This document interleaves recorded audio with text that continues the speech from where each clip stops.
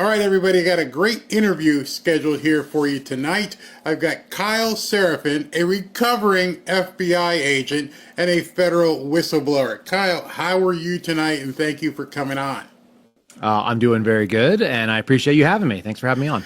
So I had one of your buddies or compadres on a while back, and it was just amazing. Steve Friend, I know you know him, and it was just the amount of information that he told us was incredible. So you're coming from a different aspect.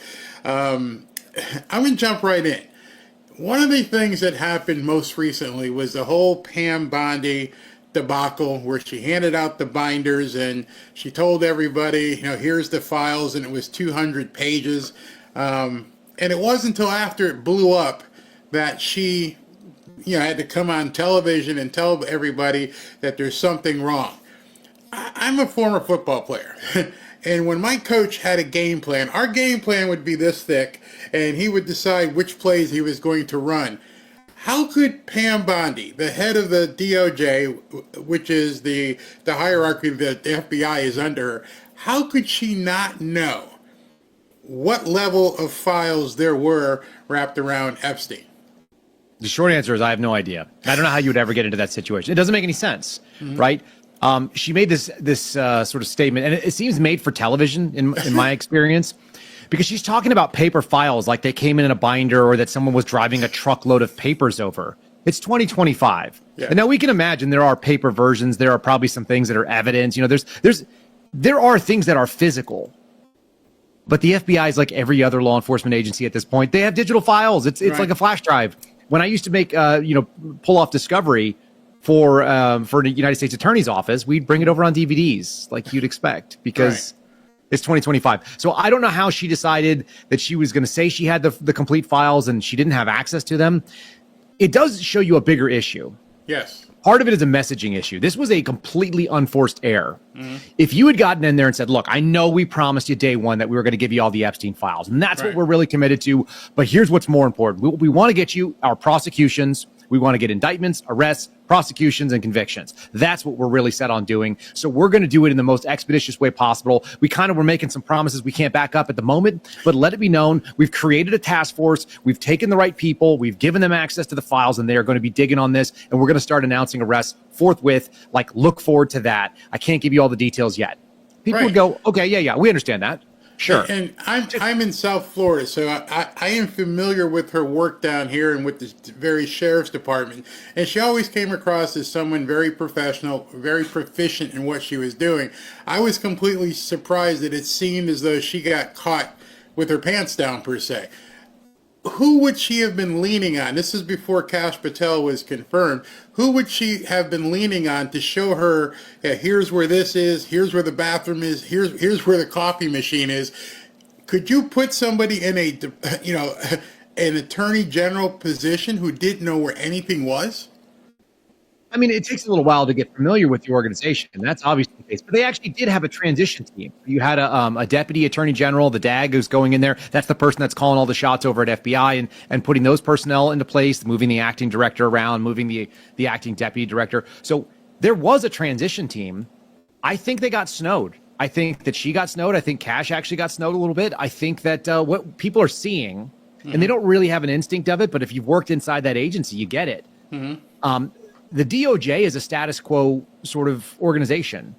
Donald Trump never ran it. He was never the boss of the DOJ. He put an attorney general in, but the people that ran it were always the people that have been there, and they've spent 20 years there. So the people that run the FBI and the DOJ are not the people that you see as the director. Generally speaking, the director of the FBI gets run by the FBI, and that is currently happening right now, I think, as well. This is the uphill battle. I'm a little bit hopeful. I'm a little bit I'm cautiously optimistic that Dan Bongino is going to get in and move some momentum, but the status quo is stagnant. It is the reason we call it a deep state. I actually think that's the wrong word. Deep state sounds kind of sexy. It sounds like people are like handing off files in dark places, and they're going into parking garages, and they're doing kind of the deep throat meeting, which, by the way, Mark Felt, he was the deputy director of the FBI, and he was deep throat. So there is like a kind of a piece to that.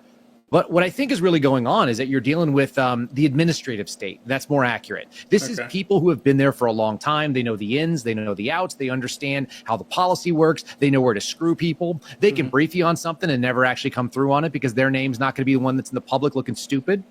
And so I think they got played a little bit. And I think it's worth acknowledging. She should probably come out and get in front of it instead of doing a bunch of Fox News hits. Just say, look, I didn't realize how deep the corruption in this agency is. I didn't realize how aggressive the status quo is fighting to stay the same. And we're going to go out there and work against it. We're going to do it in good faith. And we're going to be transparent where we can be. But some of the stuff we do, criminal prosecution, you don't see all the evidence in every criminal prosecution. You're not going to see it until we take it to trial. And so if we're going to actually charge and convict people, some of that stuff's going to stay in our pocket until we actually have to release it. And so we can't show you everything. And we made a false promise there, but we're going to do it in good faith that we're going to make the prosecution. If she said that, she'd be forgiven immediately. What they're doing instead is they're hoping that the next media cycle or the blow up in the White House with Zelensky is going to cover for them. And it kind of did. But, I see it online all day long. People are like, hey, where are the Epstein files? They're doing the Bill Murray memes that say, today's another day without the Epstein files, like Groundhog Day style. And so Americans, they've been promised something and they want to see it. And I want to see it for them. But I think they just need to be honest about what they can and can't expect. And then you'll have a much better outcome. So a question for you, as you were saying, you were talking about the corruption. How corrupt is it? I mean, because those of us looking from the outside, we saw Comey, we see the name guys that you see on television. How deep do the layers go in terms of people who have nefarious plans for Trump and America? Well, let's start at the real beginning of the problem. A lot of people don't know what the FBI is. Right. And if you don't know the answer to that question, then you're going to have a hard time understanding anything about what corruption is, because corruption is probably not the right word for it. It's an entity that is not what people expect it to be. The FBI is an intelligence agency. Now, everyone assumes it's law enforcement, and that's probably, 30% or 40% of what they do. But the FBI considers itself an intelligence agency first, and they say so in the document that tells the FBI how to do business. That document's called the Dialogue.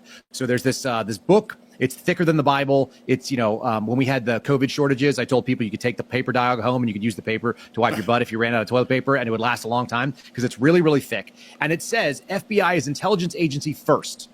And then FBI is law enforcement agency. So it has dual hats. Once you understand that, then you have to understand what these cases look like.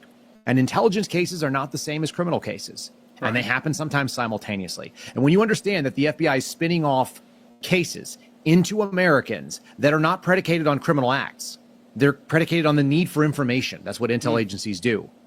That scares the crap out of a lot of people. They don't realize that we're talking about something and they don't end. I had intelligence cases that I inherited when I first started working for the Bureau. This was going back to December of 2016. So I'm freshly out of the academy. I get assigned to a counterintelligence squad in Washington, D.C. And I had cases that were opened up and signed off into authorization by Peter Strzok, who people will recognize his name. He was the supervisor that opened them. They're 8, 9 years old. There's never an allegation that anybody that is involved in this case had any criminal activity. We're simply investigating them because we want to know more about them.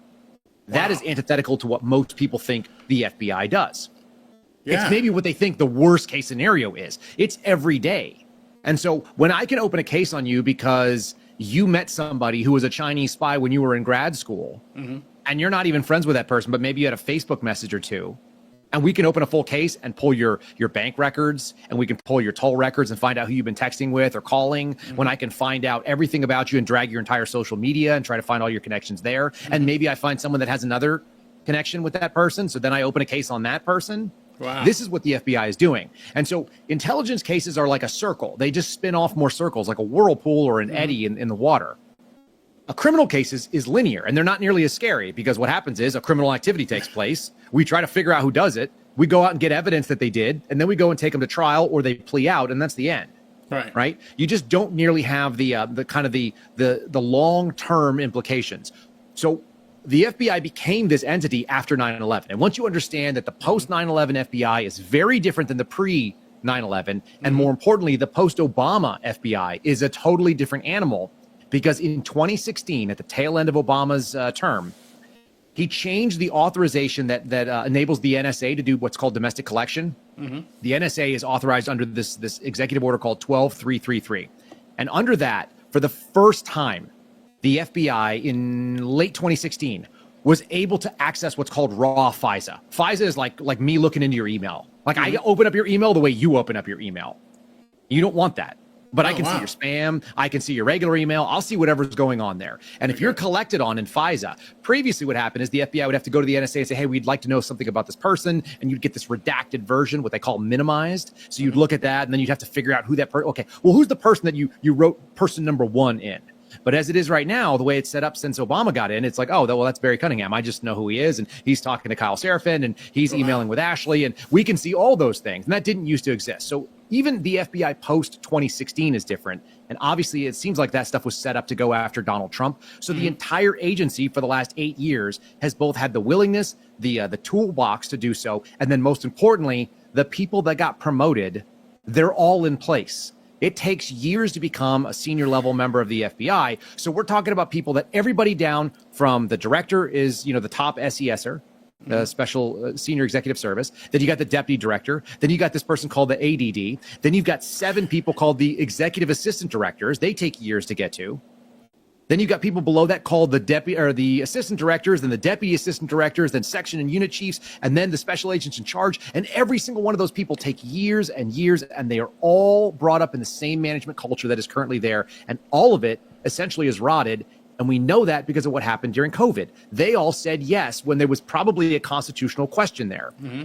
And so there should have been a pause where they said, hey, we're a law enforcement agency. We're an intelligence agency. We answer to the DOJ. We understand what the Constitution means. Maybe we take a little breather on this and we don't enforce a mandate and kick everybody out. Right. Maybe we just say, listen, it's going to get settled in the courts. And when it does, we'll just handle it then. Instead, what they said is we're going to push full bore because what we require is compliance. So we got to see in 2020 and 2021 what the FBI was made of. And it's the same thing that Donald Trump was alleging. And it's the same thing that a lot of us have actually been saying publicly. My first whistleblower activity happened in 2017, like 1 year into being in the FBI. And I did it the entire time that I was in. I was just talking to an attorney earlier today. And I was like, I did a whistleblower activity in 2019 about how they were screwing over people on payroll. They wouldn't pay overtime. Right. Even though they were scheduling shifts. So it just has all these layers, and some of them are procedural and they're very pedantic and boring. And some of them are really sexy and scary because they involve tools that people have heard of, FISA 702 and things like this, and some of them involve like raiding the former president's house. And so we can go as deep as you want, and everything is on the table at this point because we all look at it and we go, how corrupt could it be? It could be all the corruption. It doesn't mean that it is. There might be a better explanation, but they've lied continuously, even to the point of something simple like, hey, how come you don't have the cell phone data for the pipe bomber from January 6th? And they're like, oh, it was corrupted. And then you find out when Donald Trump gets into office, Congress is asking the same question. They go, hey, where's the pipe bomber phone records? And the phone company goes, oh, we have them. Yeah, there's no problem. Yeah. And then you start thinking, well, what the heck were they lying for? And so we don't know the answers to these questions, and we don't know if it's incompetency or malfeasance, but neither is acceptable from what they like to call the premier law enforcement agency in the United States. So if you, Kyle Seraphin, were named that you got Kash Patel's job, you're the new director of the FBI, what's day one for you? Resign. I don't want to do that job. That sounds terrible. No, we got to get really deep and really wide. So this is the thing, and I hope that this is why Dan Bongino's appointment is going to be maybe a sea change, and maybe it brings a momentum change. The FBI is a static agency. It is very good at tying up. Imagine like the tar baby. That's what I'm trying to remember. There's like an old fairy tale there, right? Where the more you mess with the tar baby, the more it gets you slowed down. You end up covered in brambles, not being able to move. What needs to happen is you need to maintain inertia and forward momentum. And I don't think Kash actually got that going in. I think he ended up getting done what they always do. They take the FBI director and say, look at all these cool toys we have. Look at all these cool things we do. Look how important we are. And you're in charge of all of it. Isn't that cool? By the way, here's the plane. Go fly around in that. And it gets people distracted enough. If I'm day one in charge, first thing I'm doing is every single person that I mentioned. The deputy director would have to be an appointee that we bring on, but the ADD, the EADs, the ADs, the DADs, like all the way down the line, and pretty much a bunch of the special agents in charge, I'm moving them all to Puerto Rico. Okay. I don't want to move them to Montana or Alaska because I like Montana and Alaska. Those seem really nice. I'm moving them to Puerto Rico because there's tons of crime there, and go fight crime. And by the way, every single senior FBI manager, every FBI agent, and every intel analyst all have a mobility agreement. So they can be moved at the pleasure of the director. So you just got orders. You have to report in Puerto Rico in 90 days, or you can retire. Take your pick. And I'm going to create a bunch of vacancies at the top. That's what I would do. The next thing I would do is I would send out a memo to every single special agent in charge that's still there. And I would say to them the following: Please give me, by statistical accomplishments, in a actionable and measurable way, give me the top 3 criminal agents you have and the top 3 national security agents in counterterrorism and counterintelligence. Send me all of those names. Then I want your top 5 supervisors that have been there the longest, and I want their most recent climate surveys, which is like an internal survey on how they are as far as managers. Okay. Then I've got a pool of probably like 600 to 1,000 people. And I'm going to fill my management with people like that. I would interview them for their interest, their ability to come and do the job, and whether or not they had the background that I'm looking for all the positions. But all of those senior positions should basically be like an hourglass that's got all the sand in the bottom. We should flip it. So your GS-13, your brick agents, which is what people always call rank and file. We call them brick agents in the FBI. Those people need to be stepping in and running programs, running sections, running units. They need to be the people that run the FBI. You need to have the people that are the best managers that were actively avoiding spending time at headquarters, that were staying in the field because they wanted to be near the work and where the cases were. They're going to say, hey, look, we need you to serve America. We need you to step in. But by the way, there's no reason why you couldn't do a headquarters job from wherever you live. Right. You could live in Florida. You could live in Omaha. In fact, even better, because now you have access to it. We learned during the sort of the COVID shutdowns that everybody was able to work in some fashion remotely. So why don't we do that? Why don't we allow headquarters to not just be in Washington, D.C., let it be wherever the people are. And then I would get every single person that I could at the FBI headquarters to not live in D.C. anymore. I would shut down the Hoover building, and I would move everybody to a place that America has already spent $2 billion building. It's a place called Huntsville, Alabama. It's at Redstone Arsenal, which is a military base. And they have room there for thousands of FBI employees, and it is a headquarters delineation. It's like headquarters part 2.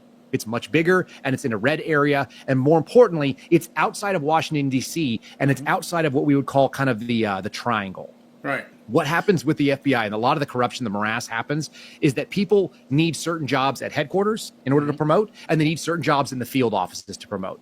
The worst case scenario is somebody can move to somewhere like Alexandria, Virginia, right across the river, right on the other side of the Potomac of D.C., or maybe they live in D.C. proper. They can get a job at headquarters. They can promote into the Washington field office where I used to work. They can promote out of the Washington field office back into headquarters, and they can ratchet like a ping pong ball all the way to the top of the bureau and never leave and see what America is really like. So they think Washington, D.C. is America, and that is the opposite of the case for all of us who have lived anywhere else. And they can also do Baltimore too, because Baltimore is also within that 50-mile radius. So you know all this, everything you just said in the last couple minutes. Do you think Pam Bondi knows it, and do you think Kash Patel knew it? And if they did, why didn't they do just that? So the answer to the first question is yes, they do know it, because we put it together on a slide deck. Me and Steve Friend, who you mentioned earlier, and a couple of others, we all got together, including some retired folks that spent more time in the headquarters units, and we laid out a roadmap, and we said, these are all the things that need to be done if you want to be successful. And we want you to be successful, so we want you to know this.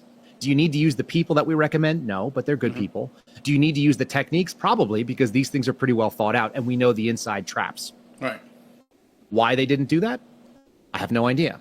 I imagine that there are some logistical concerns that were not foreseen, but my concern is they did the same thing that they've done to every single FBI director, because the FBI is running the director almost always. The director doesn't get to run the FBI. Wow. And if that's the case, and that's always been the case, usually what happens is the deputy director is the most powerful person in the FBI, and the director is a figurehead. Okay. That is almost, other than J. Edgar Hoover, you basically, and maybe Louis Freeh, who was a former FBI agent, so he knew the game. He disbanded a lot of the headquarters stuff. He did a lot of what I just said. Right. All of the stuff that Louis Freeh did actually got reversed under Mueller, and then Jim Comey continued it, and Chris Wray continued it. So for at least the last generation of FBI employees, what they've seen is that they can control the director by giving him access. They call it bubble wrapping. There's actually a term for this. And I've actually heard Chris Wray say it on a conference call where he said, look, I'd love to come out and talk to the real people of the FBI, but they kind of have me bubble wrapped here as the director. And so then he'll go out and he'll meet the real people of the FBI, and he'll go to the field office, and they ask him questions like, what's your favorite ice cream? And is it hard getting recognized going grocery shopping when you're at the grocery store with a protective detail? And you're like, get rid of this BS. This is nonsense. These are all vetted garbage questions, because they never really see the real people in the FBI, like a guy like me who's going to ask a real question. Yeah, I mean, I want people that are going to ask real questions. So Monday, Dan Bongino leaves this podcast. He heads up to Washington. You said the deputy director ends up doing more work than the actual director. What do you foresee his role being, and is he going to be able to, crack some eggs and actually get some things done? Yeah, I hope so. I don't know. Dan's going to have a difficulty because almost always the FBI deputy director comes from within the bureau, and so usually that's why I can see why you would not want that this time around. As I gave you an example earlier, the Deep Throat example. Like there's been some deputy directors that were really nefarious characters. Took down Nixon, for example. So you're in an interesting spot where we're going to have a director who always comes from the outside. You're also going to deputy director who comes from the outside. So you need local tour guides. I have described this as sort of like a beach landing, like landing at the beaches at Normandy, like taking a country by force and doing an amphibious landing. Right. And in order to do that, you need to grab territory. Or you can look at Afghanistan. Look what the I can't remember what group it was, but I think ODA 555 actually landed in Afghanistan and became like the horse soldiers or the donkey soldiers. And they took over Afghanistan by force very rapidly. Right. Dan's going to need momentum. He's going to need to go in there and cut some throats. And I actually heard a couple of different people, I think it was Kevin O'Leary talking on Fox the other day, that when you go into a reorg and aggressively take over a business, you'll cut back 20% more than you need to, and you got to hire them back later. Right. It's actually better to lose more ground, to send more people out to retirement or transfer them all down to Puerto Rico. It'd be way better to do that. And I keep saying Puerto Rico because, like I said, I like other places. And also, it's off the mainland. You can send them to Guam, too. I don't care. Just get them outside of the U.S. where they're going to cause problems because these people have influence and they have friends and they have networks and they're going to go out there and be subversive. So you need to remove all of that attitude where we think we're going to run the Bureau and the deputy has to come in and establish order fast. It's going to be very difficult. It can be done.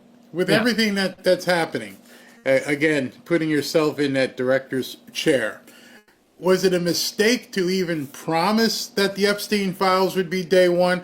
Because when I heard President Trump talk, he acted as if there were other, which makes sense, other priorities before the Epstein file. Epstein's dead, supposedly, and the other woman, she's in jail. So those files, whatever they are, they're going to be there. But we've got some more pressing needs. We saw them go ahead and go after the guy from Afghanistan and all this other stuff. Was that the first mistake by saying this is our priority, going after Epstein files?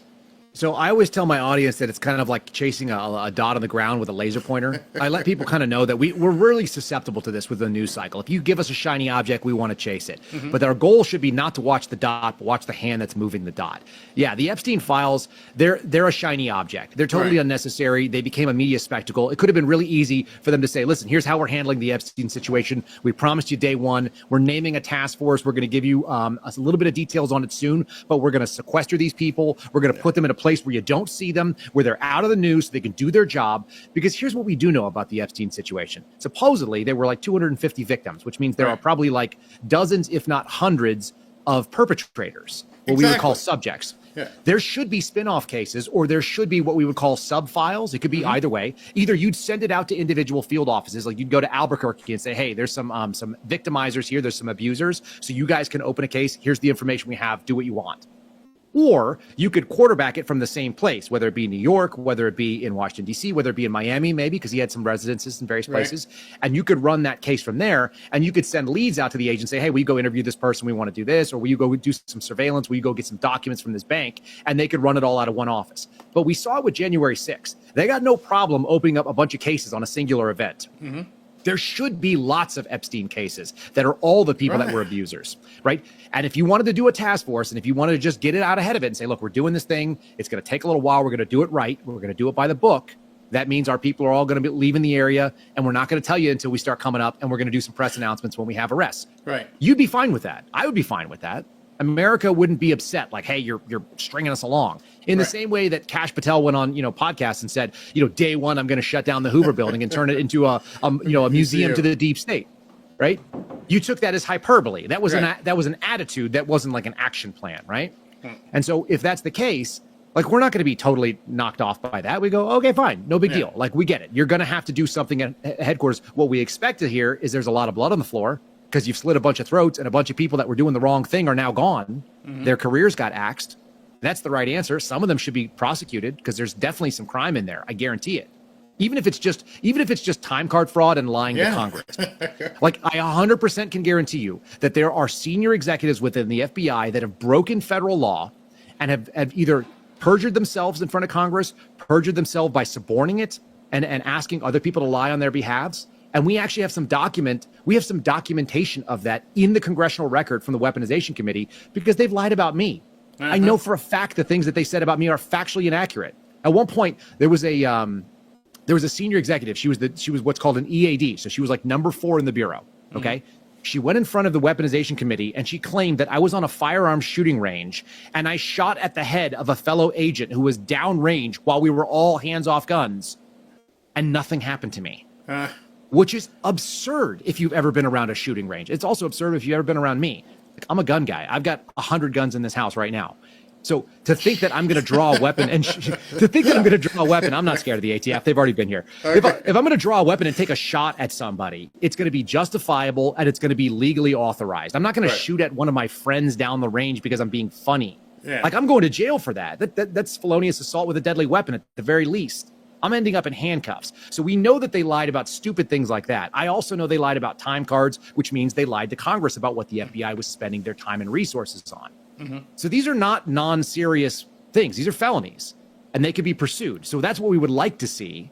And if he had done that instead of promising the Epstein binder thing, we wouldn't be having this conversation about this. We'd be talking about, victory instead of that. Yeah. We're now wondering if we're going to get enough momentum to actually get any movement forward. Let me ask you a question. Ghislaine Maxwell is in jail, supposedly, somewhere. How did she get convicted without, she was I'll say this nicely so YouTube doesn't go crazy. She was the purveyor of goods, and these goods got sold or given to other people. How did the people receiving the goods, how is there not a single person, which they must know, who procured illegal goods, and none of them have been ever arrested? There's no reason for it. There's no reasonable reason. Yeah, unless people are willingly not prosecuting, willingly not investigating, or as something that happens, and this is the danger. This is the corruption we talk about. There are cases that are actionable and they are prosecutable, and that the DOJ will come in and say, sometimes it's the United States attorney in a certain district. Sometimes it's what we call DOJ Maine. That's the Washington, D.C. based DOJ. And they'll come in and say, no, this is not a priority. I have friends whose whistleblower activity was going to members of Congress and saying, we have actionable information. We can criminally prosecute Chinese individuals for breaking American law on U.S. soil, and we have the ability to put them in jail. We have a lock solid case on this. And that's not very common, by the way, in the counterintelligence space, espionage or, what they call economic espionage. It's just not very common. Counterproliferation charges. You don't usually get to prosecute that.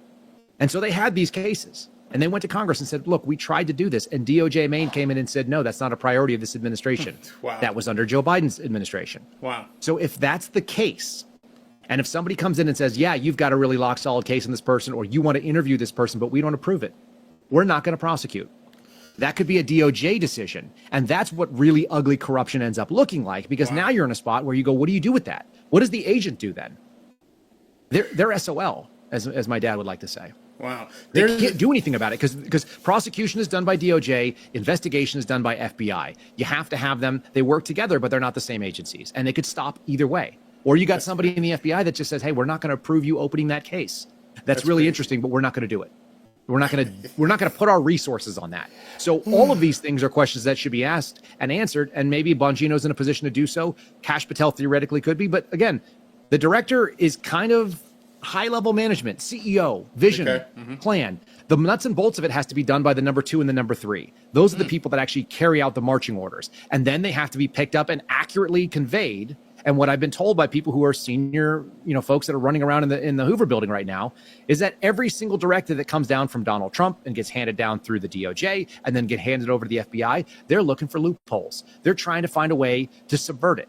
Like we were told they were all going to have to report and work in person, right? You remember that? Yep. All right, listen to this one. This is a great example of how corruption looks at the base level. Donald Trump signs an executive order and says, work from home is no longer authorized. You're no longer allowed to telework, right? Members of the FBI's Office of General Counsel took that and they said, well, telework means working from a different geographic location than where you're assigned to work. We don't do that. We do remote work. Remote work means that you're working from home, but you could drive into the office, but you don't have to. Okay. So remote work was not canceled by the executive order. So everyone is still allowed to work from home because they're remote working, not teleworking, even though functionally you and I would look at that and know they mean the same thing. And that's the kind of thing you're up against, that every word must be in line, every order must be properly looked at, and then you have to have basically spies, or you have to have sources within your own agency that are looking for those who are at the lower levels trying to subvert the action plan. And so this is a 100%, it's two things.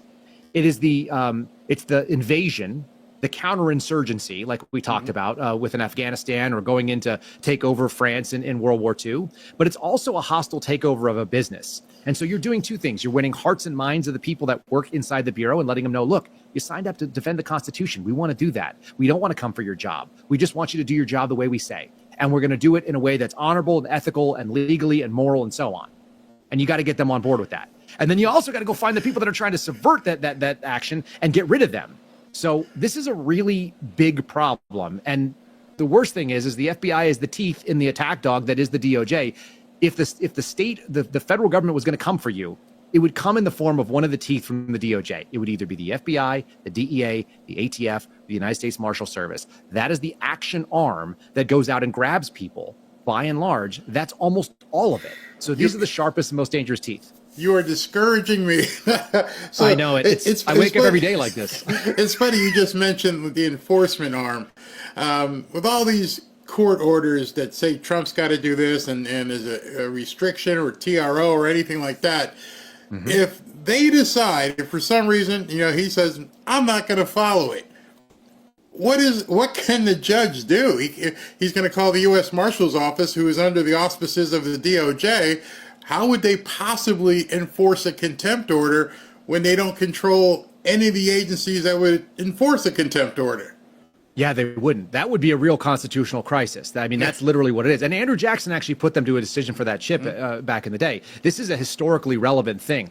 What I think is problematic, if you go back and read Article 3 and understand how the courts are actually established, they're established from time to time by Congress. That means that it seems like they're transient. The only court that we know, it's not called the Supreme Court, it's called a Supreme Court. When you read the language, they actually talk about a single court that is basically the one court in the land, that is the federal court, and then subordinate courts that exist, right? The idea that you'd have a district court for somebody that's representing, let's say, a small part of Texas, which is still a big part of America, but if you had that thing, that judge should not be issuing nationwide injunctions. No. That's absurd. And so the idea that you'd have these lower courts try to slow down the chief executive officer of the United States, it's crazy. And I kind of hope that they ignore some of these things and just say, yeah, look, when it gets to the Supreme Court, we're going to hold what they say. Right. But until then, you're a subordinate court. You're an inferior court, which is the word that actually comes from the language of the Constitution. Right. Inferior courts. How does an inferior court have superiority over the executive of the United States in Article 2? They don't. This is that's where they shouldn't, and I agree with you. And I think that that's more and more what people are starting to line up. The lawfare that's gone out there is pretty intense. The only thing that I see that's been kind of fun about this is I've watched Donald Trump sign hundreds of executive orders, and so he's tying up all the resources on the political left and all the money going after filing all these cases, and they only can take so many. Right. So he's sending everything through, and if they don't like it and they don't like the TRO, he can go and sign another one that has slightly different language, and he could do it again. And now they're doing that, and that actually is useful.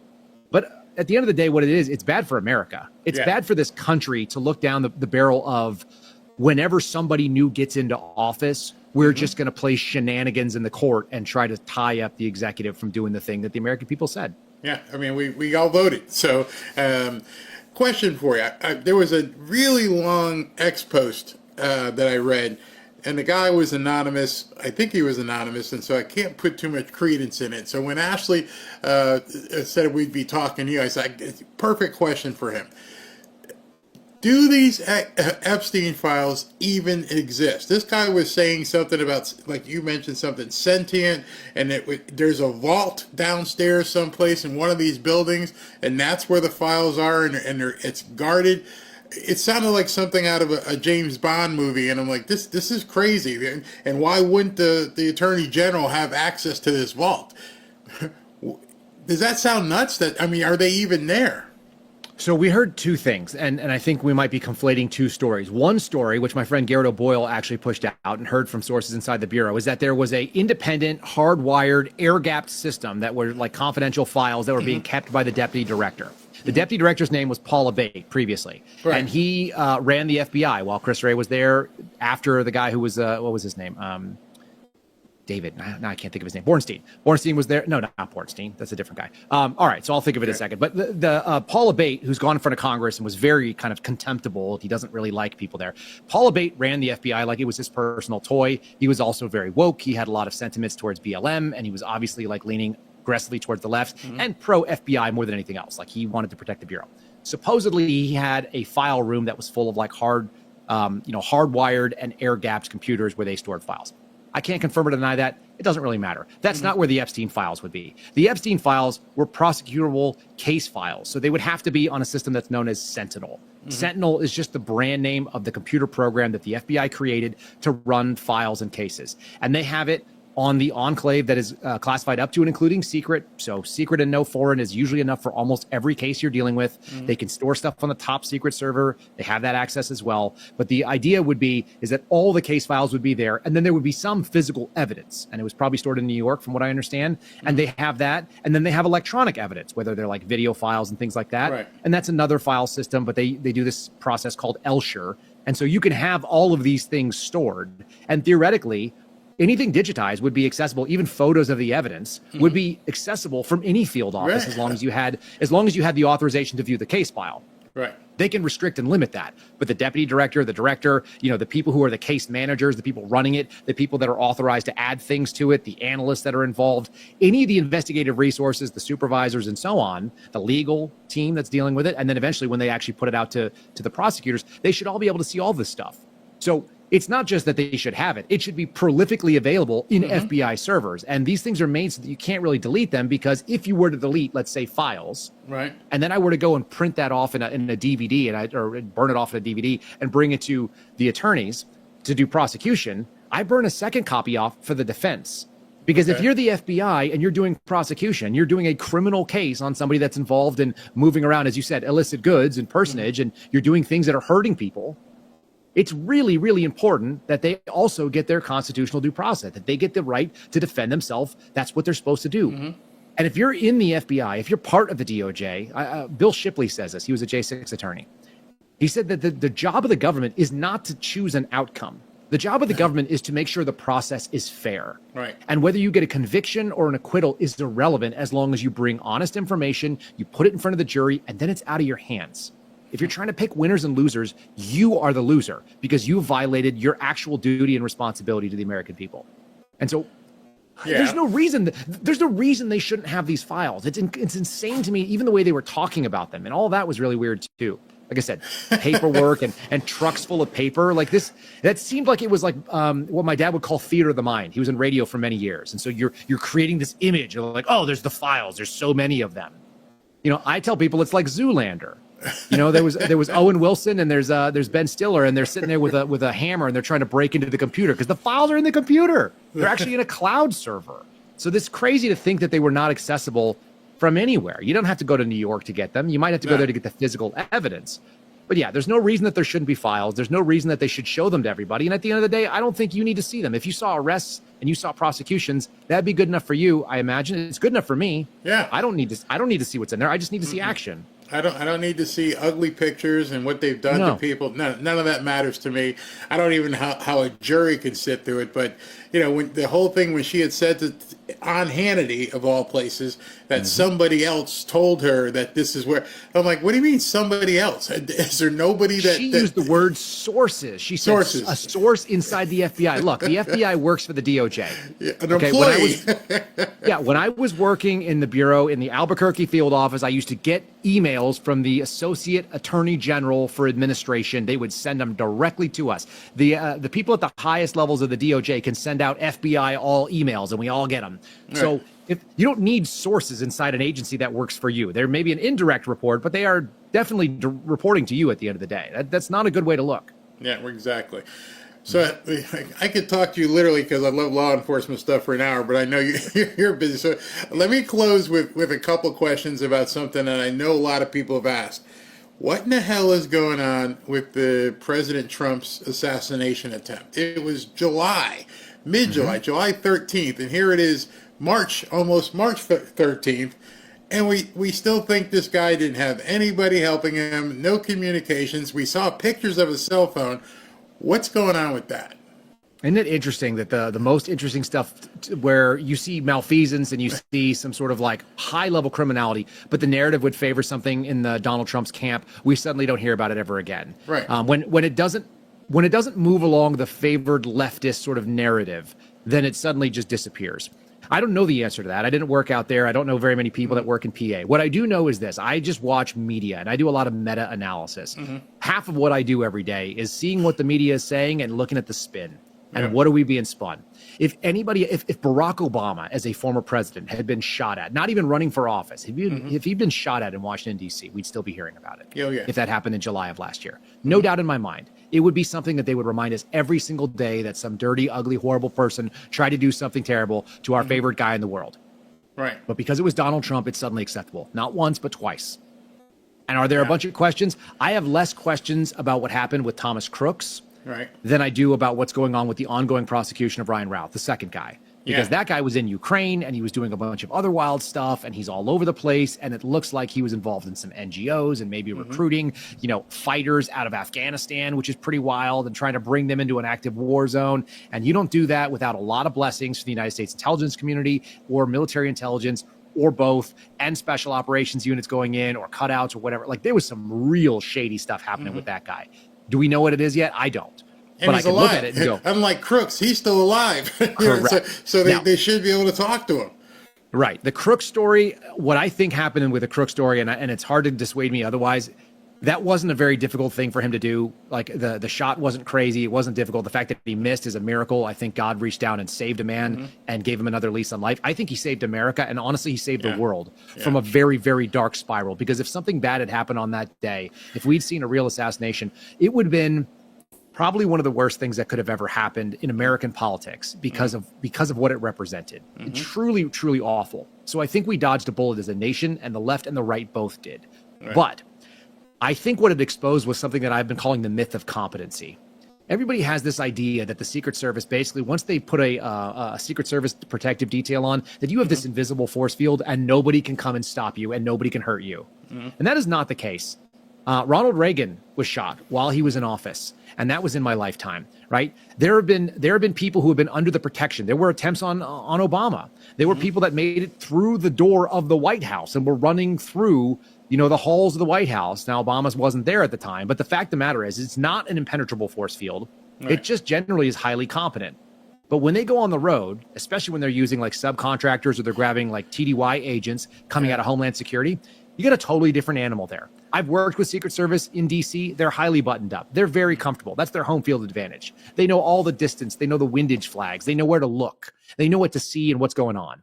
But I don't think they know that in a small field in Butler, PA. And whether it was intentional or whether it was accidental, and that should be clearly investigated. I think they will eventually get to an answer on that. It sounds like it was a little bit of both. What we do know is that there was a bigger hole than there should have been. And that should not have been, because that shot was not difficult at 130 or 150. No. That's not a 200 yards is not a difficult shot with that rifle. So all of that is really bad news. And then the thing that happened at the golf course, I was wondering why nobody was sweeping the perimeter. I mean, how did he just lay there in the bushes? How did he know he'd be golfing that day? I mean, that's a bigger question than anything else. Why? Yeah. How do you know he's going to be golfing? And look, if the guy was involved in doing some survey, there's ways you could do it, but not alone. There's no way that you're watching for a motorcade, seeing it depart, getting yourself in a position when apparently he was there for 12 plus hours. Now, maybe he's a mentally lunatic guy. Maybe he's just mentally unfit and he's been talked into this by people who did have actionable intel. But as I said, the connection overseas and the fact that he was traveling back and forth, how do you end up recruiting foreign fighters in Ukraine when you're a homeless guy or your house doesn't even like have the bills paid out in Hawaii and you're also from North Carolina? You shouldn't be able to own a weapon because of your felony background, but somehow you managed to get access to one. All of this stuff is a little bit shady, and he didn't seem like he had the wherewithal to do any of that. So for me, the second attempt was much scarier, and I actually will say God bless the Secret Service agents that decided to be proactive and actually pull a trigger on that one, because that was a really big deal. It is a really hard thing to draw your weapon and know that you're about to basically be a headline, and you're basically going to be investigated for every single thing you've done all day up until this point and for everything you do after the fact, because you've now decided to engage in a law enforcement shooting. Wow. That's a hard thing to do. If you've ever drawn your weapon in the line of duty, there's a million thoughts that go through your head, and most of them are not the ones you're not supposed to have. They're not like, am I doing the right thing? And is this person, am I going to survive this? It's usually like, whoa, I wonder what kind of policies I'm going to be breaking that I don't know about. I wonder, if my qualification got properly, like all the dumbest things happen. I wonder if my agency is politically going to back the move that I decided to make, even though there should be no politics at all. And so God bless the guy or gal who did that. I think it was a guy. I'm a little bit concerned that they didn't hit the person, because they didn't hit him, and it was apparently a very, very close shot. But if you've ever seen people try to shoot, the picture they showed, it looked like he had some sort of not Kevlar, but he had something where he was shooting in between. So maybe it was a backpack full of tile. Yeah, is what we were told. Yeah. So I had a buddy who's out of the Miami office that was letting me know kind of the background on this stuff. Apparently, a real disaster. Again, when you see most people train to shoot on a flat range with just a paper target, and that's the only thing they've ever done. Very few, even federal agents, get a chance to do what's called force on force, where you have like an airsoft gun or a simunition gun, and you go out there and you train. You look at another person, and you're working that way. So force on force is really critical to break some bad habits. But yeah, like you're looking at a guy, you see him there, it looks like he might have a rifle, and then he's standing behind some piece of tile in a backpack on a chain link fence surrounded by bushes. All of those things, they come into play. I don't want to criticize someone for not being in that situation. I'm glad they made the decision they did, because it obviously forced the action, which probably ended up saving some lives. Right. But all of those things, my questions are there is like, what is that? And they're still prosecuting this guy. I mean, we are going to eventually see a prosecution. It's starting to come out. It just seems like it should be the news every day, and it's not. So I agree with you on that. So in closing, tell me, what's next? What are you looking for as Bongino gets there? What are you looking for as Pam Bondi and Cash start, getting in there for a period of time? What is going to tell you they're succeeding, and what is going to tell you that they're having some problems? Momentum is going to be the word that I'm looking for. When I was, I remember I had a night one time, my buddy and I stayed up too late, and we had too much whiskey, and we had to do a wedding. We were helping out with a wedding the next day. We woke up, we're both hungover, and we're looking at each other. Neither of us know what needs to be done, but there's a lot of stuff. We had to go move chairs and tables. Sure. And he looks at me silently for about 90 seconds, and then he just yelled the word at me, something. and that's what we needed to do. We needed to do something. We need to start momentum so you can get momentum.